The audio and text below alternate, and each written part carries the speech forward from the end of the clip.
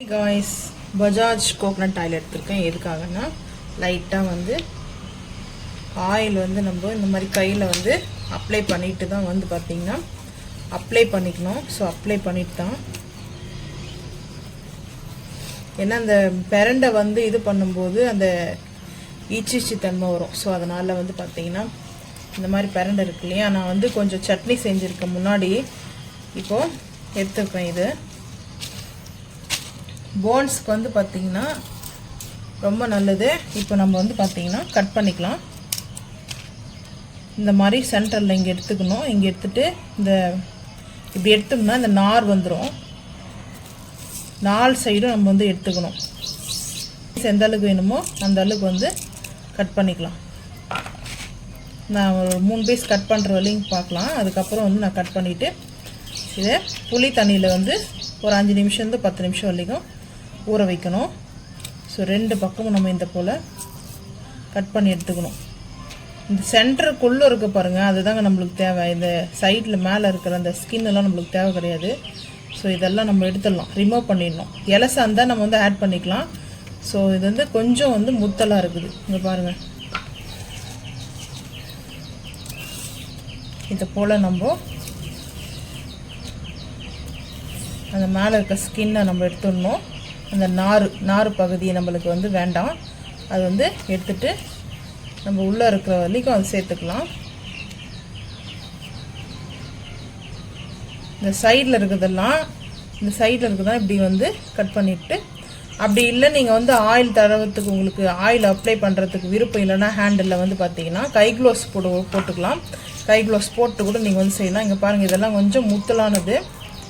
இது வந்து இந்த கால் வலி, போன்ஸ் பெயின் இருக்கு இல்லையா, ஸோ போன்ஸ் பெயினுக்கு வந்து அவ்வளோ நல்லா கேட்குங்க. ஆனால் இது வந்து அதாவது அந்த பக்குவமாக செஞ்சால் தான் சாப்பிட முடியும். இங்கே பாருங்கள், இதுதான் கரெக்டாக வந்துருக்குது. ஸோ இந்த மாதிரி கட் பண்ணிக்கலாம். இல்லைனா இந்த நமப்பு இருக்கும், சாப்பிடவே முடியாது. இது நம்மளுக்கு அது கொடுக்கும். அதனால தான் நம்ம வந்து புளி தண்ணியில் ஊற வச்சிட்டோம்னா அந்த அரிப்பு தன்மைலாம் போயிடும். ஸோ இப்போது கட் பண்ணிவிட்டு இது ஒன்று மட்டும் பார்த்துக்கலாம். முதல்ல நான் கட் பண்ணிவிட்டு அதுக்கப்புறம் வந்து காமிக்கிறேன். கட் பண்ணிவிட்டு பார்க்கலாம். இப்போ வந்து பார்த்திங்கன்னா பிரண்டையை நம்ம இவ்வளோ வேஸ்டேஜ் இருக்குது, இதெல்லாம் வேஸ்ட்டு. இது மட்டும் தான் நம்ம வந்து பார்த்திங்கன்னா குக் பண்ணுறதுக்காக நம்மளுக்கு எடுத்துருக்கோம். இந்த சென்ட்ரல் பகுதி இருக்கு இல்லையா, ஸோ அது மட்டும்தான் எடுத்துருக்கோம். இது வேஸ்ட்டை வந்து ரிமூவ் பண்ணிடலாம்.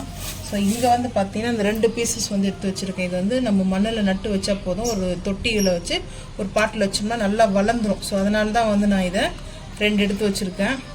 ஸோ இதுக்கப்புறம் இதை புளி தண்ணியில் ஊற வைக்கலாம். வாங்க, புளி நான் வந்து ஃபஸ்ட்டே ஊற வச்சுட்டு இருந்தேன். இப்போ நம்ம இதை ஃபில்டர் பண்ணி சேர்த்துக்கலாம். ஃபில்டர் பண்ணாமல் சேர்க்க முடியாதா? அப்புறம் எப்படி எடுக்க முடியும்? இதெல்லாம் அந்த வேஸ்ட் எல்லாம் இருக்குல்ல, அதனால தான். இப்போ இது இவ்வளோ வேஸ்ட் இருக்குதுல்ல, இப்போ எடுத்து நான் சேர்த்துக்கிறேன். க்ரீனாக இருக்கா, புளி தண்ணியில் வந்து ஊற வச்சதுக்கப்புறம் பாருங்கள், கொஞ்சம் டைம் வந்து பார்த்திங்கன்னா ஒரு 20லேருந்து 25 நிமிஷமாவது வந்து பார்த்திங்கன்னா புளி தண்ணியில் ஊறணும். ஊறினதுக்கப்புறம் அந்த அரிப்பாக இருக்குல்ல, ஸோ அதெல்லாம் வந்து அந்த புளியிலேருந்து போயிடும். ஸோ கொஞ்சம் புளி போயிடும். இதில் வந்து பார்த்திங்கன்னா ஒரு 1/2 ஹவருக்குள்ளே வந்து பார்த்துக்கலாம். வாங்க, ஆன் பண்ணிவிட்டு உருளியில் ஆயில் வந்து சேர்த்துட்டேன். ஆயில் வந்து பார்த்திங்கன்னா ஒரு கரண்டி அளவுக்கு ஆயில் எடுத்துருக்கேன். இன்னும் கொஞ்சம் ஆயில் வந்து சேர்த்துக்கலாம், வதங்கணும். போதும். இந்த காக்கா வர வந்து கத்திட்டு இருக்கு, பசி வந்துச்சு போல். இப்போ வந்து பார்த்தீங்கன்னா உளுத்தம்பருப்பும் கடலைப்பருப்பும் சேர்த்துக்கிறேன். கொஞ்சம் கூட தான் எடுத்திருக்கேன். உளுத்தம்பருப்பு கடலைப்பருப்பு வந்து கம்மியாக எடுத்திருக்கேன்.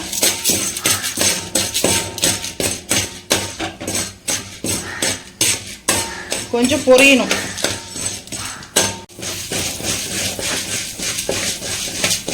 உளுத்தம்பருப்பும் கடலைப்பருப்பும் கொஞ்சம் ப்ரௌன் கலரில் வரணும். ஹை ஃப்ளேம் தான் இருக்குது. இப்போ ஃப்ளேம் வந்து ஸ்லோ பண்ணிவிட்டு ப்ரௌன் கலரில் வருது. சின்ன வெங்காயம் வந்து எடுத்துருக்கேன். சின்ன வெங்காயத்தை சேர்த்துக்கலாம்.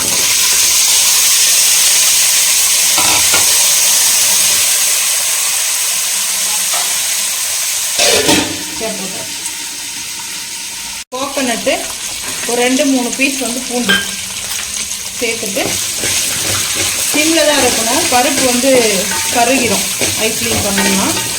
சின்ன வெங்காயம் தான் அவங்க சேர்க்கணும். பிரண்டைலேருந்து பார்த்தீங்கன்னா தொயல் சொல்லுவாங்க, ஊறுகாய் சொல்லலாம், தொக்குன்னு சொல்லலாம். உங்கள் ஊரில் இந்த ரெசிபிக்கு என்ன பேர் சொல்லுவீங்கன்னு சொல்லுங்கள். நாங்கள் வந்து சட்னி சொல்லுவோம், பிரண்டை சட்னி. நான் வந்து பாஸ்மதி ரைஸ் வந்து பார்த்திங்கன்னா கீ ரைஸ் பண்ணேன் சிக்கன் தொக்குக்கு.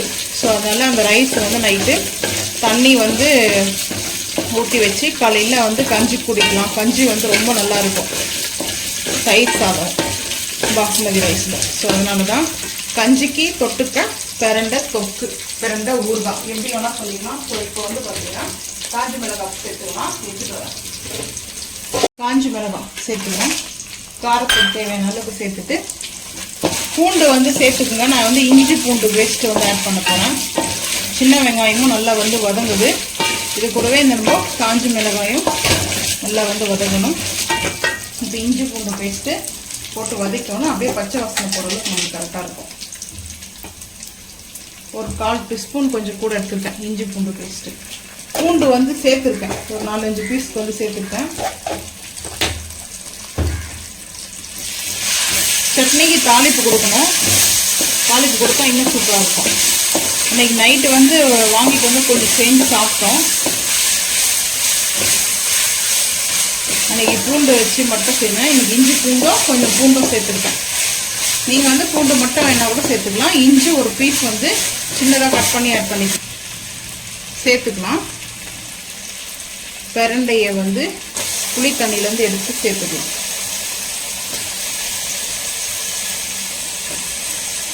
சாப்பிடவே முடியாதுங்க இந்த மாதிரி புளி தண்ணியிலலாம் நம்ம ஆட் பண்ணணும்னா சாப்பிடவே முடியாது. ஸோ அது பார்க்கலாம். இப்போ கொஞ்சம் ஹை ஃப்ளேம் பண்ணிவிட்டு வதக்கலாம்.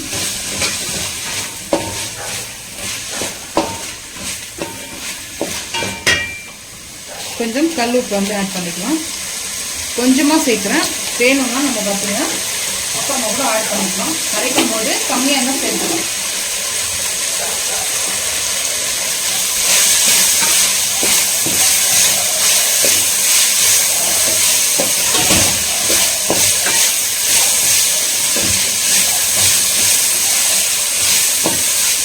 ஒரு கட்டு வாங்கிட்டு வந்தது 2 டைம் வந்து யூஸ் ஆகுது.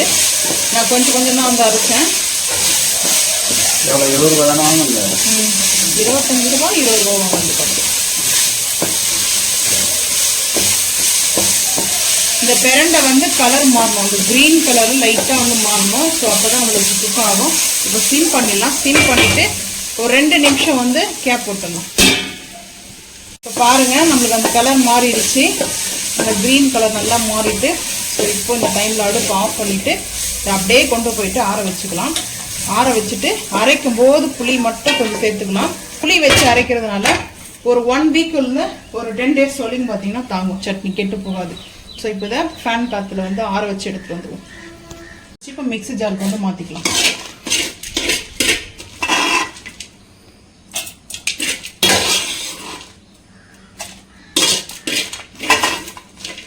காஞ்ச மிளகா தான் சேர்க்கணும். இதுக்கு பச்சை மிளகாய் வந்து சேர்க்கக்கூடாது.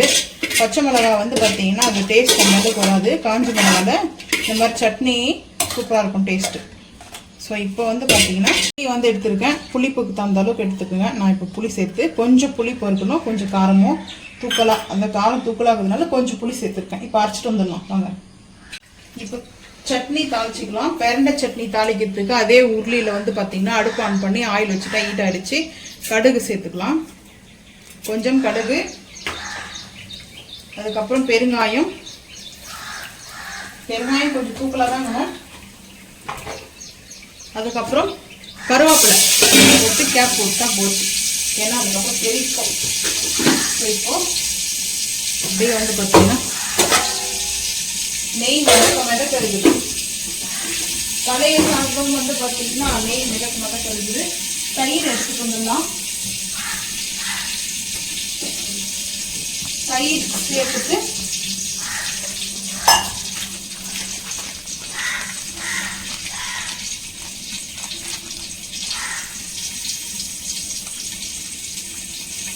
அதுக்கப்புறம் கல் உப்பு போட்டு கரைச்சிக்கலாம்.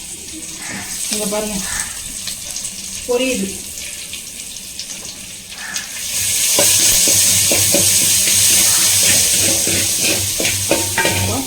அடுப்பு ஆஃப் பண்ணிடலாம். அரைச்சிட்டு வந்ததை நம்ம ஒரு பவுலுக்கு வந்து ட்ரான்ஸ்ஃபர் பண்ணிக்கலாம். இந்த காக்காக்கு வர பசி வந்துட்டுக்குது, என்ன பண்ணுறதுனே தெரியல. சேர்த்துட்டு பார்க்கலாம் வாங்க.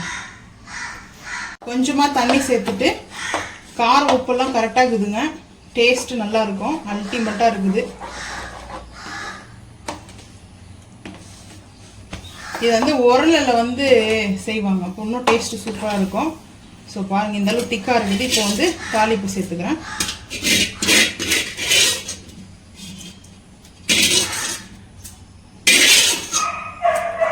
சேர்த்தாச்சு.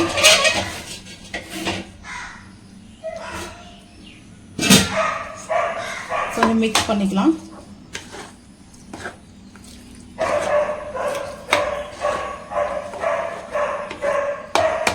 இப்போ நம்ம இதை எடுத்து வச்சுட்டு இதில் வந்து பார்த்தீங்கன்னா சின்ன வெங்காயமும் பச்சை மிளகாயும் வச்சுருக்கேன், கட் பண்ணி வச்சுருக்கேன். சின்ன வெங்காயம் கஞ்சிக்கு வந்து ரொம்ப நல்லாயிருக்கும், நல்லது உடம்புக்கும் வந்து. ஸோ அதுக்கப்புறம் கொஞ்சமாக கல்லுப்பு வந்து கொஞ்சம் தான் சேர்த்துக்கிறேன், ஏன்னா நான் ரைஸில் வந்து சேர்த்துருக்கேன் கல்லுப்பு வந்து. ஸோ இப்போ நல்லா வந்து இதை மிக்ஸ் பண்ணிக்கலாம். இங்கே வந்து பார்த்தீங்கன்னா பழைய நம்ம கஞ்சி வச்சுருக்கேன், பாஸ்மதி ரைஸ் கீ ரைஸோடைய தயிர் கஞ்சி வந்து வச்சுருக்கேன், தயிர் சேர்த்து கஞ்சி. அதுக்கப்புறம் வந்து பார்த்தீங்கன்னா பிரண்டை, நம்ம ஊறுகாய் சட்னின்னு சொல்லலாம், ஊறுகாய்னு சொல்லலாம், துவையல். நான் வந்து சட்னி தான் சொல்லுவேன், ஏன்னா சட்னி மாதிரி தான் நம்ம வந்து செஞ்சுருக்கோம். துவையல்னா கொஞ்சம் தண்ணி இல்லாமல் லிக்விட் இல்லாமல் கொஞ்சம் டைட்டாக இருக்கும். ஸோ அவ்வளோதான். இந்த ரெசிபி வந்து பிடிச்சிருந்தா மறக்காமல் வந்து நீங்கள் ட்ரை பண்ணி பாருங்கள். ஸோ இந்த மாதிரி டிஷ்ஷுக்கு வந்து பார்த்தீங்கன்னா காலையில் அந்த கஞ்சி சாப்பிடும்போது இந்த சட்னியோட மிக்ஸ் பண்ணி சாப்பிட்டா அவ்வளோ டேஸ்ட் அருமையாக இருக்கும். ஹெல்த்தியான ஃபுட்டு, சின்ன வெங்காயம்லாம் ஹெல்த்தியானது தான். ஸோ அதனால் வந்து பார்த்தீங்கன்னா நாங்கள் எங்கள் வீட்டில் பிரேக்ஃபாஸ்ட்டுக்கு இன்றைக்கி தான் செஞ்சுருக்கோம். உங்கள் வீட்டில் என்ன செஞ்சுருக்கீங்க பிரேக்ஃபாஸ்ட்டுன்றதை மறக்காமல் வந்து கமெண்ட் பண்ணுங்கள். இந்த வீடியோ பிடிச்சா லைக் பண்ணுங்கள், ஷேர் பண்ணுங்கள், சப்ஸ்கிரைப் பண்ணுங்கள், பெல் ஐக்கான் வந்து கிளிக் பண்ணுங்கள். மறக்காமல் சேனல் வந்து ஃபாலோ பண்ணுங்கள். அப்போ தான் நம்ம போகிற வீடியோ உங்களுக்கு நோட்டிஃபிகேஷனாக வரும். தேங்க்யூ.